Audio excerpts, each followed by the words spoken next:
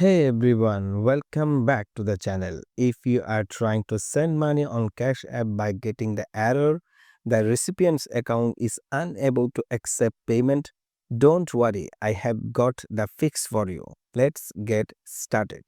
First, open the Cash App on your phone. You will land on the home page. Now tap on the profile icon at the top right corner.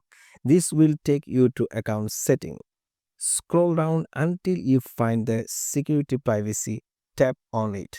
If you are sending money to someone, share this video with them so they can follow along. Now scroll down to the find incoming request. There are toggle button here. Make sure it's the turn on. This allow them to receive payment. Also ask them to allow all so they can receive money from anyone, even if the sender is their in the contact. If the issue isn't fixed yet, you will need to contact Cash App support. Go back to the profile section and scroll down to the bottom, tap on support.